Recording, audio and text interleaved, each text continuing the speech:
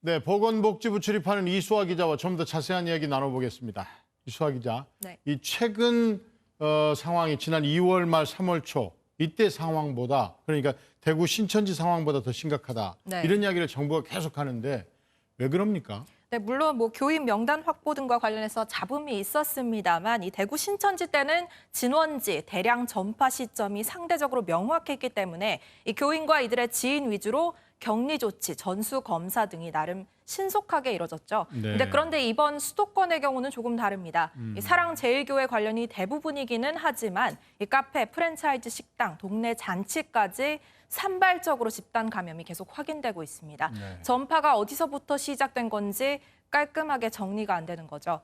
게다가 사랑제일교회 교인과 방문자 4,054명 중 아직도 연락이 안 닿는 사람이 20%가 넘는 것으로 알려졌거든요. 네네. 잠재적인 확진자들이 검사를 계속 미루면서 수도권을 누비고 있는 건데 수도권의 인구는 대구 경북의 5배, 인구 밀도는 무려 5.8배입니다. 네. 이미 지난 6월부터 10%를 넘은 전파 경로를 알 수 없는 감염이 계속 증가하는 상황에 네. 기름을 붓는 격입니다. 네. 이 현재 확진자 중 고령자 비율도 눈여겨봐야 되는데요. 이 신천지 때는 13.5%였다면 지금 수도권에서 60세 이상은 38%로 3배 가까이 되거든요. 이 고령 환자 증가는 중증 환자 비율, 치명률이 모두 올라갈 수 있는 위험 요인입니다. 네네.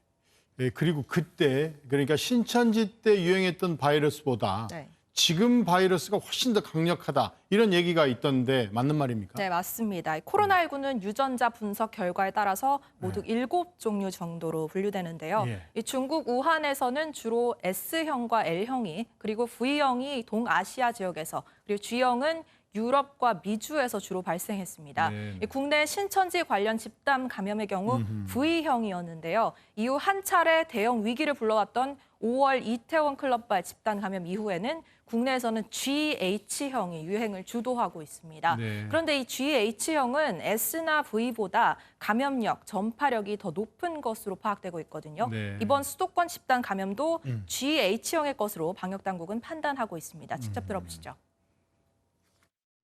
GH형과 관련된 변이가 감염력, 전파력에 있어서 그 전에 S형, V형 등의 클레이드에 비해서 2.3에서 9.6, 평균 한 6배 이상 전파력이 높은 것으로 그 CT 값을 비교를 해서 파악을 했고 다만 GH형이 다른 바이러스형에 비해 치명률을 높이는 것은 아니라는 점도 강조했습니다. 네.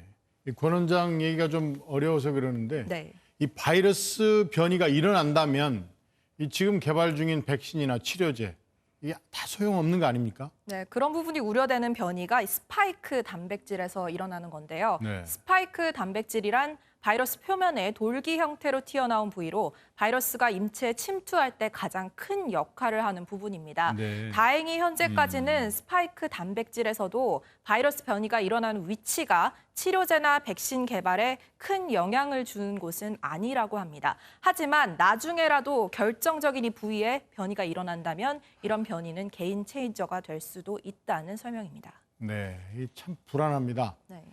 그리고 이 정부가 완화된 2단계 거리두기에서 지금 완전한 2단계 거리두기로 이 방침을 바꾼 것 같은 그런 느낌이 드는데 가장 크게 다른 점이 뭡니까? 네, 일단 3단계 격상은 보류했습니다. 네. 제대로 된 2단계 시행을 선택했는데요. 애초 지난 주말 발표한 완화된 2단계 거리두기에서 2주간 말미를 줬던 고위험 시설 모두 원칙대로 운영 중단 조치하기로 했는데요. 경제적 타격보단 빠른 바이러스 확산세를 막는 것이 더 중요하다는 판단을 내린 것으로 보입니다. 네. 단 필수 산업시설인 물류센터는 고위험 시설임에도 불구하고 운영 중단 목록에서 제외됐습니다. 네네. 또 중위험 시설로 구분돼 있는 종교시설의 경우에는 기존 정규 행사는 모두 허용하고 방역관리 강화만 하기로 했었는데 네. 이것도 수도권 소재 교회의 경우 비대면 예배만 허용하는 쪽으로 방향을 바꿨습니다. 그런데 이렇게 되면 이 3단계로 가는 거 이것도 좀 걱정해야 되지 않을까 이런 생각도 드는데요. 2단계 거리두기, 3단계 거리두기 차이점이 어떤 건지도 좀 함께 알려주십시오. 네, 현재 2단계에서 실내 50인, 실외 100인 이상 모이는 것만 제한했다면 3단계에선 10인 이상 모임은 모두 금지됩니다. 무관중으로 진행되는 스포츠 경기는 아예 중단되고요. 현재 퐁당퐁당 등교 등원을 반복 중인 학교와 유치원은 그마저도 모두 원격 수업으로 전환하거나 휴업해야 합니다. 네. 이 기관 및 기업의 경우 공공은 필수 인원을 제외하고 모두 전원재택 근무가 의무화되고 민간은 같은 조치가 권고됩니다. 음식점도 오후 9시 이후에는 무조건 문을 닫아야 되고요. 병의원, 약국, 주유소 등 필수 시설만 정상 운영됩니다. 그렇군요. 이 경제 활동, 사회 활동 거의 정지되는 상황이군요. 걱정입니다.